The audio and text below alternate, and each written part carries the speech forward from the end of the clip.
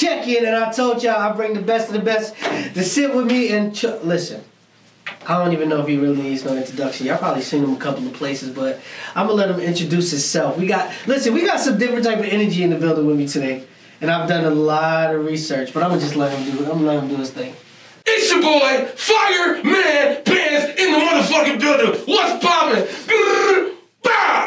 So listen, right? So just to start this off, I was on the way to work, and I was like, let me listen to this music because I'm like caught in traffic.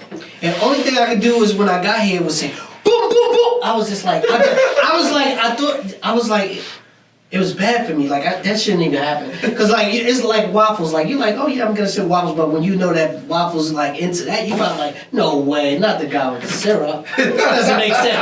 But we going to leave that shit ain't sweet over here, dude. So let's start by saying we both from Brooklyn. Oh, man. So that's... Right there. That's amazing. What part? I'm Best Eye. Okay. Fabulous. Okay, so you was up there with... We cousins. Okay, so it makes sense. So listen. I need you to tell me who is Fireman Bands. Like how? Who am I? And you're breathing hard now. The goddamn sugar. Yo, listen, I'm Fireman. It's hard to. Who am I? I'm like this. I'm just this big human form of the most craziest energy you can imagine, I guess. You know what I'm saying? But you don't want to. Come in the wrong way because the energy's gonna come hit you and you might not be here again. But for real, like I'm from Brooklyn, New York, and I was raised a certain way, around in the streets, you feel me, around some, shout out to my pops, he raised me really, really well, my pops and my mom, but it's hard to explain, God damn, who am I? They ask that question all the time, and now I can't even answer it. Every time I walk in a party down the block, at the gas station, they're like, matter of fact, yesterday we was coming from Miami, and we was at Wawa, right. And they was like, we've been watching you this whole time. They're making my food. Who are you? Right. And honestly, I'm just gonna say here, I'm that nigga. That's a fireman. That nigga. Yo, listen, ladies and gentlemen. So, just to speed through a little bit of the process, I'm in a club, right? And I'm chilling. I'm looking fresh. I'm at Offset's party. I'm chilling in the cut. And then, some people actually called me at my party and a couple other parties and was like, "Hey, you guys need to move." And I'm like, "Do y'all know who I am? Like, why am I moving?" Once again, I'm humble. Not arrogant. I was like, why do I have to move? So is this one tall guy, he's like 6'8", he comes in there, so he has like the sheer mask on with like diamonds and rubies all over the shit, right? So I'm just like, oh, they clearing it out for him, and I'm like, so I'm already mad because I don't even know who's under the mask. So I'm just like, why am I even moving for this guy? But then I'm like, he's doubling that security. So I'm just like, do you really want to cause some friction with who's under this shit? And you not move, so I just moved or whatever. And later on, I come to find out that it was this guy. Yeah. So they was already they already treating you like this is what's supposed to be going on. It's crazy because I was just sitting down chilling, and then I was talking to the owner of the club, and then the owner's friend came up to me and said, "What would you like to drink?" And I was like, "I don't know, give me anything." He said, "Okay, 20 bottles on me." I was like, "Shit, okay, whatever." And I guess that's when they Jazzy Jeffed him out the session. Yeah, the section. See, Waffles had to, and y'all would think that this wouldn't happen to me, like. But I'm sorry.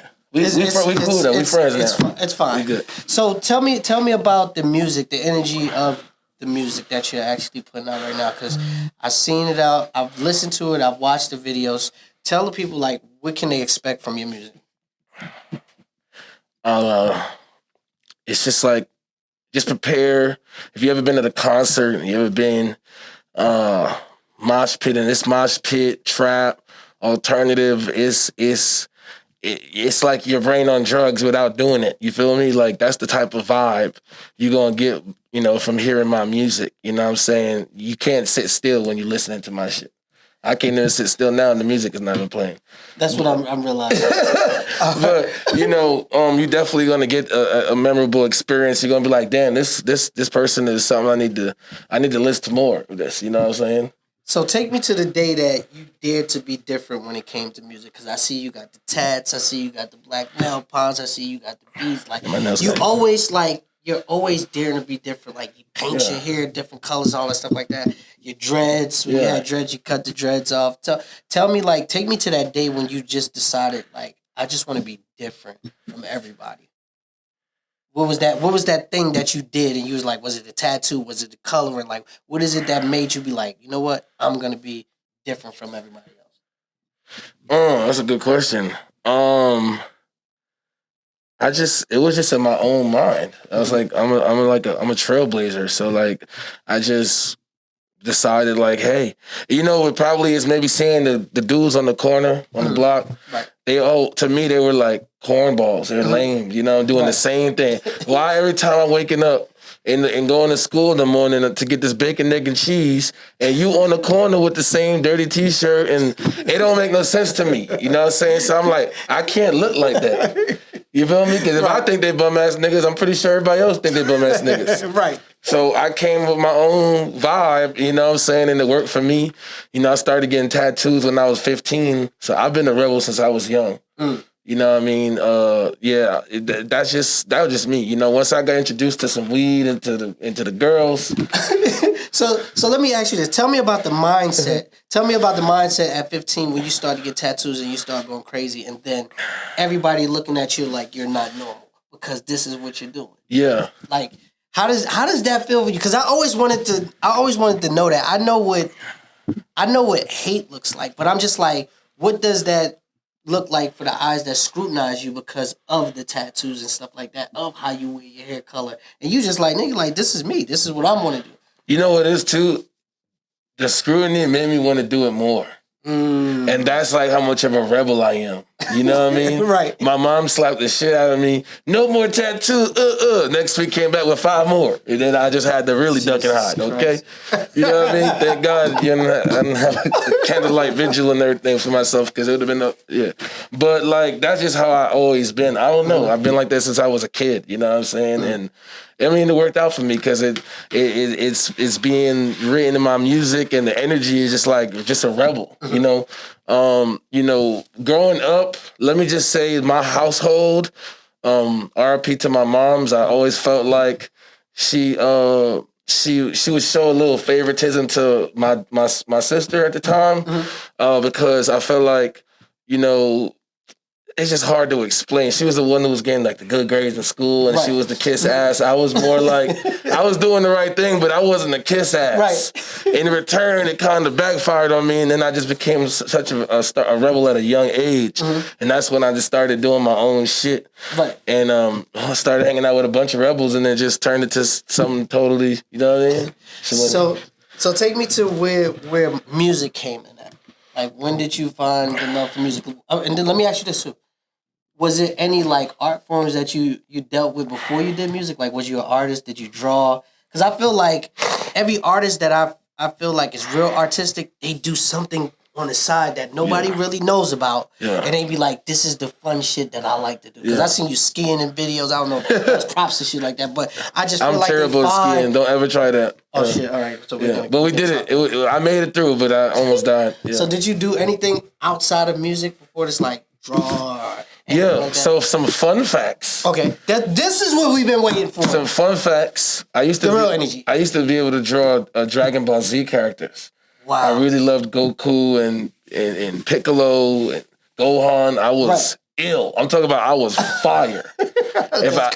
So I was really good with drawing Dragon Ball Z characters, Pokemon characters. I was really good with. I actually got Pikachu tatted on my arm. That's crazy. So yeah, I actually was, so I as a kid, I actually knew how to play the flute. I don't know how to do that no more. Nobody knows this shit. We know it. Yeah. This is first time. This is the first exclusive here. DJ Waffles played the flute. Niggas don't even know I used to play the flute, but I did that. And I tried the piano. That never worked out at all, ever.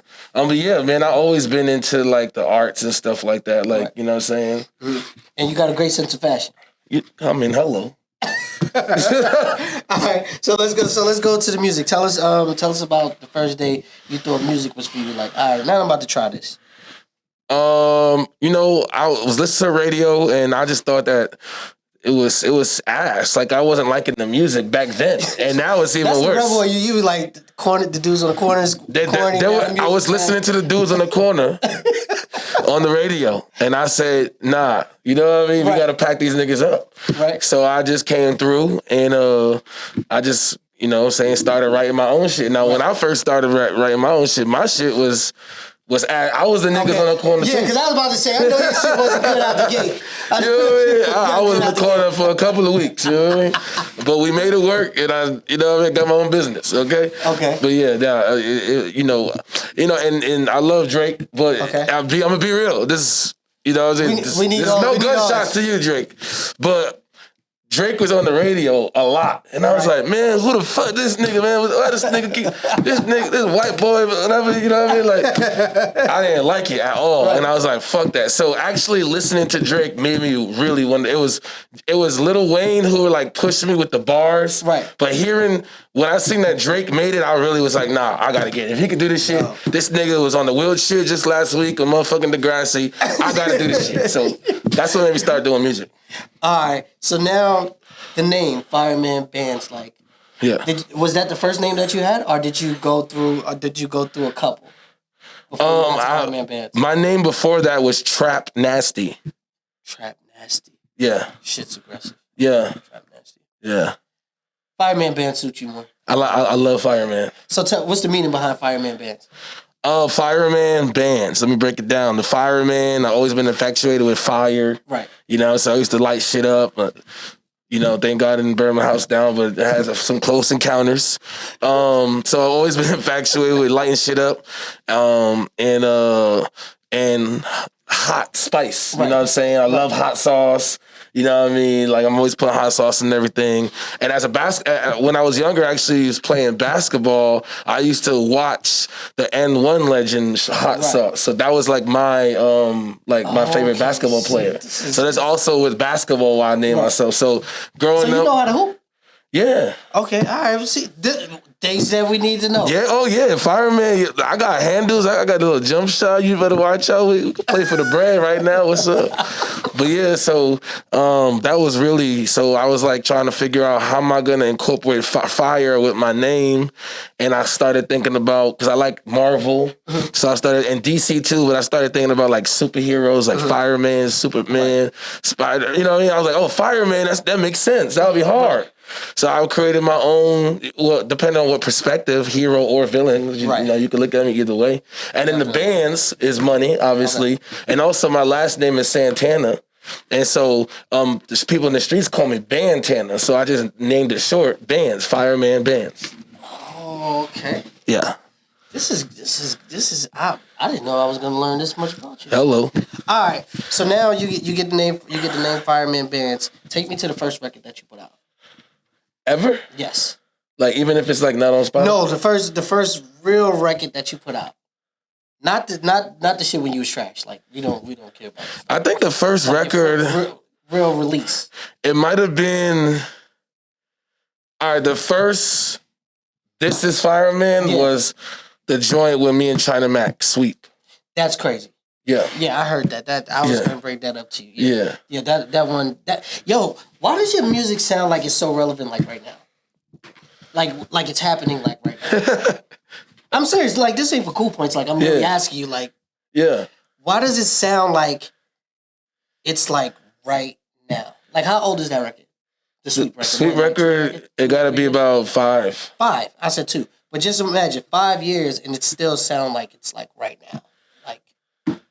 What are you doing? It's within the beat selection. It's with putting the choruses and the energy together, and just making timeless music, man. Okay, so take me to LA a little bit. A little bit about good LA. Times. So you got up from New York, and you went to LA on a hope and a wish. Yes, and with a schmuck and a pancake.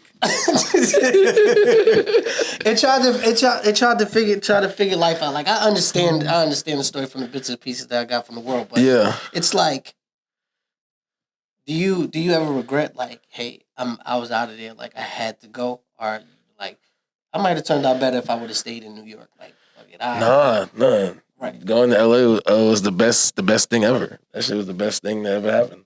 So this is what I wanted to get some detail on too. Is like you go there. I understand the ups and the downs because your shit was treacherous when you were out there. Like that was you was in some stuff down there trying to get yourself together. Oh, 100%. So take me to when you get to somebody that really believes in you and you got the investor and he's like, hey, like how did that happen for you to make it make sense? Like holy shit, somebody really believes in me. Like that's the part that I want to talk about. Like them believing you, like yo, my nigga, like I got something for you. Let's make this happen. And here we go. Well, I started off meeting this lovely lady named Merlon, and she what was it? I think we went to the club, we went to this lounge, and she was with an artist, and she was managing him, and you know, one thing led to another. She brought me to the studio with him, and I played my music. And when I played my music, it just changed everything. And then she... Bro, I'll be mad as fuck at you. Excuse my language. Oh, yeah, this is my show. Yeah. I would be mad, bro. Like, if you just took the whole opportunity, like, you just came in and be like, oh, Waffles, you no longer do interviews. Fine, man. You know how mad I'll be at my producer? Yeah. Like, you really just... I 100%... Like, took me out the game? If you want to... Technically, 100% stepped all over his toes. Goddamn, I took the manager, took the investor. You know what I mean? But it was definitely worth it. So, all right. So when you get that type of money and backing for you, what is it that you decided to do as an artist? What steps did you take after that when you knew that you had an investor right now that just changed the trajectory of what you had going on? What did you decide to do? I mean, honestly, I just continued making content. You know what I'm saying? It was in the studio. You know what I'm saying? Some more upscale studios now. So we dealing with bigger engineers and stuff like that. And we shot some videos, man. And we just, just putting shit out, man. Okay. So did you sign with that label? Because I know that you was shouting Greenlight Gang at the same time too. So were you on two different labels or? No. It's just been Greenlight Gang the whole time. So you still with Greenlight Gang? Yeah, Greenlight Gang is my label. Okay. So 50 Cent might be trying to holler at us after this because y'all both Greenlight Gang. Hey, listen, I started it first. I got my LLC, 50 Cent. I'm suing your ass. Yo, for real. Listen, 50, you got to come. I'm going to be suing you. You know what I mean? Throw me all the 50 Cent you can, okay? I was like, hold on, wait a minute. Is that what I... Okay. Yeah, Greenlight Gang Records, it's owned by Fireman Bands. So do you got artists on to your label? Because I remember last time we was talking that you was thinking about, facilitating some artists through what you got going on. I mean, officially no, but I'm working with artists that I'm going to sign this year. Is it hard for you as an artist to try to, focus on other people and to be like, because you're like, I still feel like you're right at the door, like you're getting dope features, you're pushing, you got the records. Do you feel like this is the time to actually still pour into someone else when you need to get through the door first? A little yes and no. I feel like obviously I want to have most of the attention on me and what I got to do so that I can get through the door to make sure they're good. But I want to also make sure that I'm still spending a little time just to see what's bumbling so that I know what I'm bringing through with me through the door. Gotcha. If that makes any sense. Makes sense. Yeah. So you took off through COVID. Like, I really started hearing your name through COVID. I don't know how the hell, but everybody was like on Clubhouse, and you was like one of the biggest influencers. Still the biggest. Thank you, sir. Oh, excuse me. Let me get that correct. You got to put something in there. Still, sign over my literally face to this day. I'm going to Clubhouse in 2 hours. Literally to this day. They said they got the check, so I'm going to come through. Okay. So wait a minute. So they're going to pay you just to come on and just talk? 100%. Listen, I get Nate, we'll talk about this after the show. Yeah, because, all right, so you started taking off like wildly through Clubhouse. Let me ask you this. What was it that sparked everybody's interest in you on Clubhouse during COVID to make it just go like that? Because, bro, they was talking about you all through. If it's like virtual hallways, that's all you heard was your name. Fireman Bands, Fireman Bands, Fireman Bands, Fireman. I'm like, who is this guy? You can't see nobody because they didn't have no video shit. So tell me, what is it that you've done that made everybody feel like they had to support you and you just shot? I just bring my energy. It's same shit I do with my music, same shit I'm doing in my interviews. I bring that energy onto the app. So I go in the room, it's your boy Fireman Band, you know, the whole spiel. And everybody's like, damn, who is this guy? You know, and they automatically follow me. Then they hear my music. Then they see this. Then they see that. Then they, who he's tapped in with. That whole just plays a whole trickle effect. So now people start following me. I start building a cult following. You know, I go in this room, they're like, yo, we see these people following you. Maybe we should fuck with you. Right. And next thing you know, it just started spreading out like wildfire. And once I created the first official music room on Clubhouse, that shit really blew up because you had real industry executives. You had niggas like 21 Savage come into my room and end my room because my room was so lit, and they played a prank on me and ended my room. I had maybe almost 1,000 people in my room at one time, and 21 Savage and his manager came into my room, pushed us all to the audience, and they were up there with face mask on and their profile picture, laughing at all of us in the audience. And then they ended my room. Then I started the room back up, and then they came back in my room again, and I was like, oh, fuck that. And then the next thing you know, they donated to the artists in the room. So that was super dope. So after that, I really went like Clubhouse viral. Yeah. That's crazy. So let me ask you this. What's your biggest check on, I'm not counting your pockets or nothing like that, but what's your biggest check from Open House? Money. Yeah. It's a lot of money. It's a lot of money. He's getting a lot of money, ladies and gentlemen. All right, so tell me how you and Waka did how did you and Waka connect to do the record that you guys did? I mean, a lot. Keep it on me. That's aggressive too, bro. Yeah. I need it, bro. Yeah. That music is like, yo, you can't wake up listening to that. That's not like anything that I can listen to in the morning. So I advise you, don't listen to you. Don't listen to you. No, bro. Like, that's like anger and like, no, that's just too much. Even if you're in the gym, it's still like not practical. Hey, listen. Like a start off workout song. Nah, but if you in the gym, you're going to definitely do extra reps. No.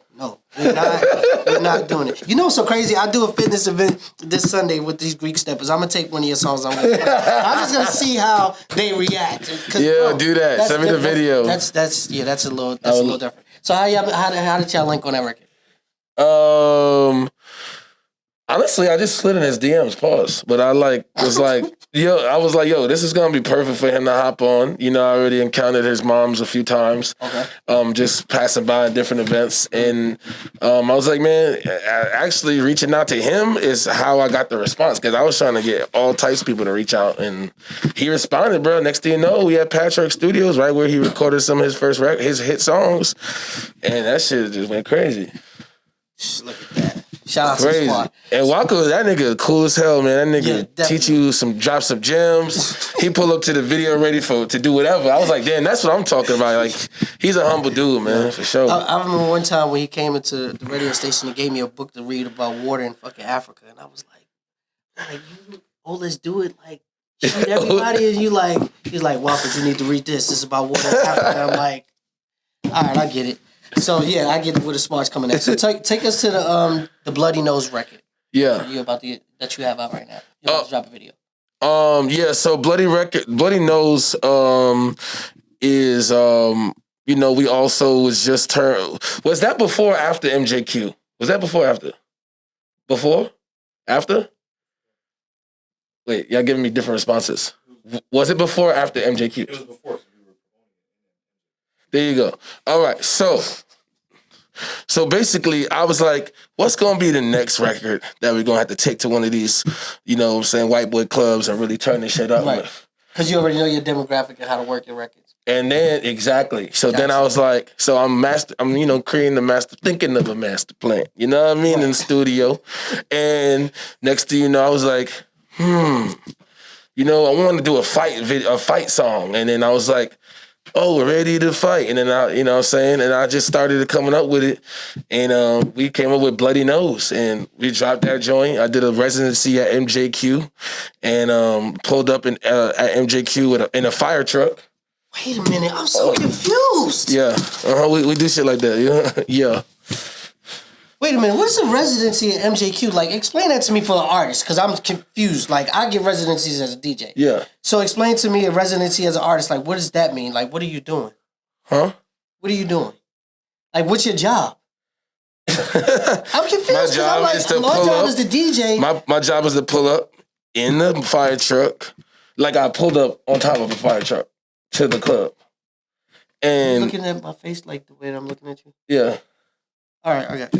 Yeah. So we did that, and my job was to pull up once a week to the club and create the fireman experience, and that's what we did. We turned it all the way up. There's a lot of money being because you ain't just calling a fire truck and just pulling up like, oh yeah, Tuesday, 9 o'clock. Yeah. Be outside. Be on top of this moment. Yeah. No, that's a different type of money. If you need a DJ, I'm your guy. Oh man. All right.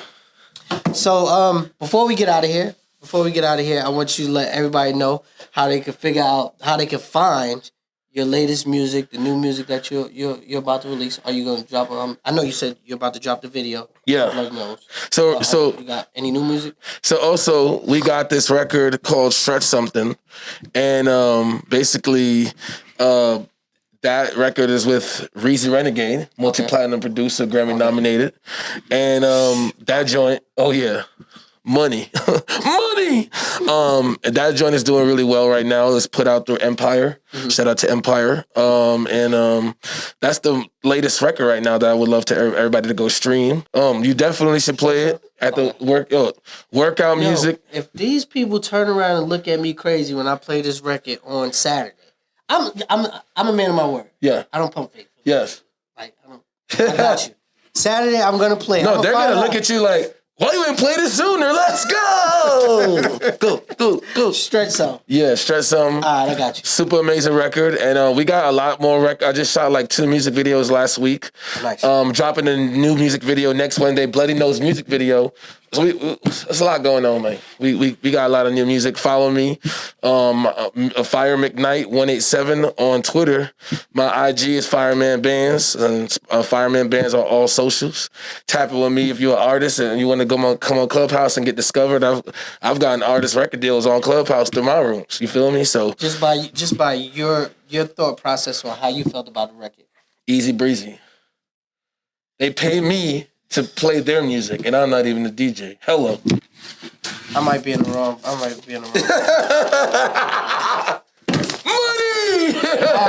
So y'all heard it here first, man. Fireman Bands on the check-in, man. This is the Padded Room with your boy DJ Waffles. 2 words, I'm going, I holla. 8. Wow. 3 words, green light, gang!